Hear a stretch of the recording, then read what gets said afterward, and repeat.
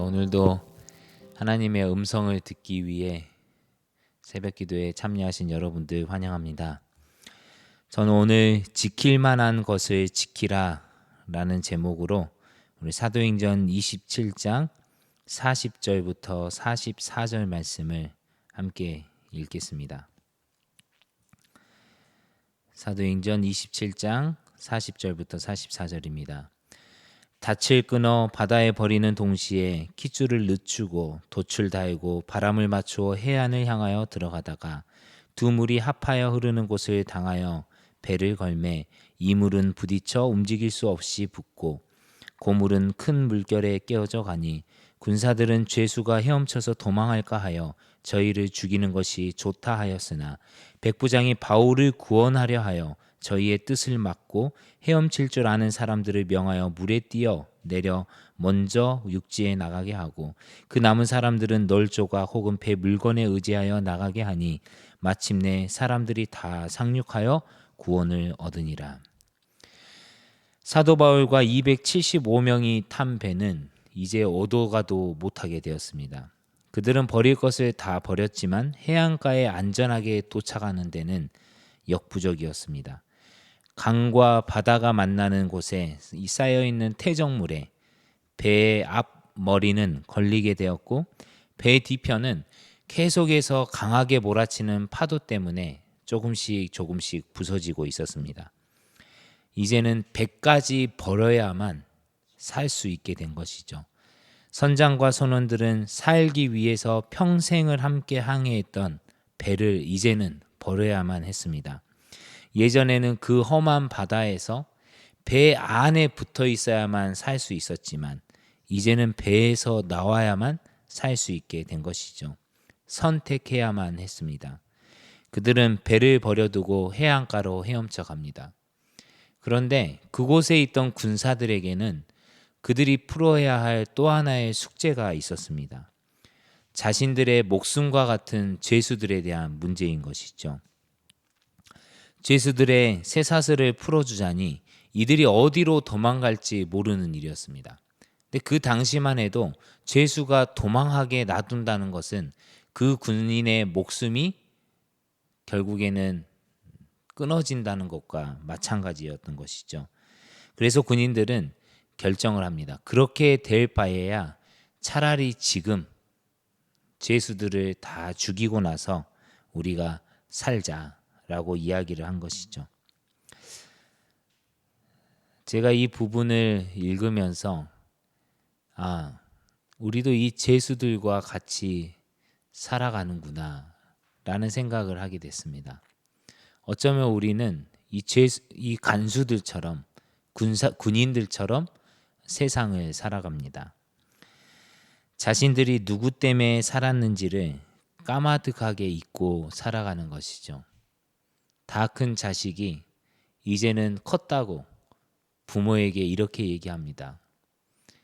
아빠가 날 위해서 해준 게 뭐가 있다고 그래요? 자신이 어떻게 살아왔는지를, 누구 때문에 살아왔는지를 까마득하게 잊고 그런 말을 하고 그렇게 생각하며 살아가는 것이죠. 그곳에 있던 군사들은 사도 바울의 하나님 때문에 살았다는 것을 잊고 있었습니다. 사도 바울의 그 간절한 기도 때문에 하나님께서 그들을 살리셨다는 것을 그들은 믿지 않은 것이죠. 사도 바울의 이제는 안심하라는 말이 그저 한 인간이 인간에게 건네는 위로로만 생각했던 것입니다. 가엾은 죄인들의 구원을 위해서 끊임없이 기도했던 그 사람을 죽여도 된다라고 생각한 것이죠. 여러분, 우리의 인생을 진심으로 염려해주고 우리를 모든 위험으로부터 지켜주는 것이 무엇이 있을까요? 우리가 고통 가운데 힘들어할 때 우리에게 살아갈 힘과 용기를 주는 존재는 누구인가요? 어디로 가야 할지, 어떻게 살아야 할지 고민될 때 명확한 길을 제시해 주는 사람은 누구인가요? 내 삶이 완전히 절망적일 때 햇살처럼 우리를 따뜻하게 안아주고 희망을 갖게 해주었던 사람은 누구입니까? 여러분, 이 시간을 통해서 혹시 우리가 그런 사람을, 우리에게 너무나 따뜻한 사람을, 사랑을 베풀어준 그 사람을 너무 쉽게 생각하고 뒤로 제쳐두고 있지는 않은지 다시 돌아보았으면 좋겠습니다. 나를 지켜주고 있는 그대로 사랑해주고 또 있는 그대로를 존중해주고 내가 더 나은 사람으로 성장하게 도움을 주는 사람, 우리 주위에는 그런 사람들이 분명히 있습니다.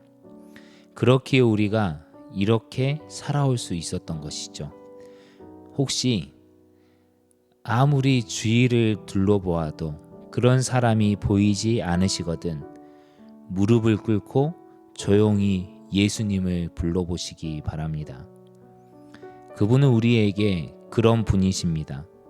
우리를 자기 목숨보다 더 사랑하시고 응원하시는 분, 우리에게 더 나은 집을 주실 분, 우리를 그 집에 어울리는 사람으로 변화시켜 주실 분, 우리를 위해서 피를 흘리면서 피땀을 흘리면서 기도하셨지만 자신을 십자가에 매달아도 여전히 우리를 사랑할 줄 아는 분, 예수 그리스도는 우리에게 그런 분입니다. 그래서 우리는 배를 버릴지라도 그분을 버려서는 안 되는 것입니다. 세상의 풍파와 고통 속에서, 죄의 유혹과 비난 속에서도, 해와 달이 보이지 않은 절망 속에서도 여전히 우리에게 빛을 비춰주시고 우리를 지켜주실 수 있는 유일한 분, 그분이 바로 저와 여러분의 예수 그리스도이신 것입니다. 백부장 율리오는 그렇게 사도 바울을 지켜냈습니다. 그리고 그에게 가장 필요했던 예수 그리스도의 복음을 섬에서 듣게 되는 것이죠. 여러분, 우리에게도 율리오의 용기가 필요할 때입니다. 어떤 일이 있더라도, 배를 버릴지라도, 내 목숨이 위태로울지라도 예수님을 우리 모두가 꼭 지켰으면 좋겠습니다.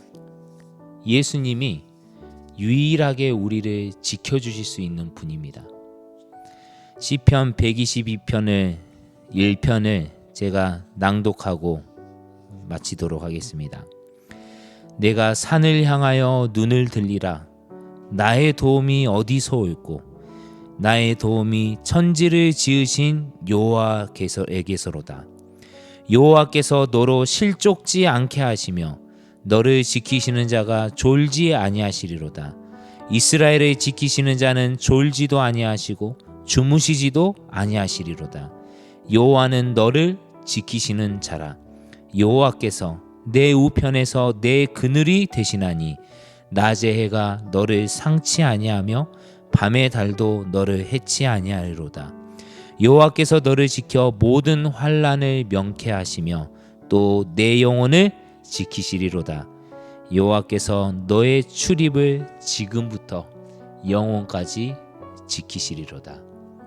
우리를 지켜주실 수 있는 그분을 우리가 또한 끝까지 붙들고 지켰으면 좋겠습니다.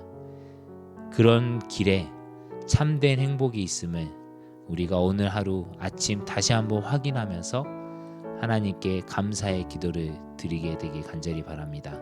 함께 기도하겠습니다. 사랑의 하나님 아버지, 하나님께서 우리에게 말씀하여 주시고 그 따뜻한 하나님의 음성을 들으며 하루를 시작할 수 있도록 인도해 주셔서 감사합니다.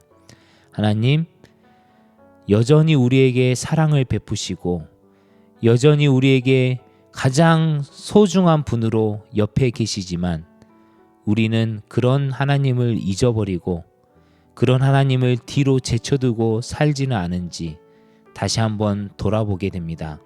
하나님, 그런 우리의 삶을, 우리의 마음을 용서하여 주시고 우리를 지켜주기 원하시는 그 하나님, 우리를 모든 것으로부터 지켜주시고 우리를 모든 죄로부터 구원해 주실 그 하나님을 우리가 다시 한번 지키기로 결심하는 그러한 그리스도인의 삶을 살게 하여 주옵소서.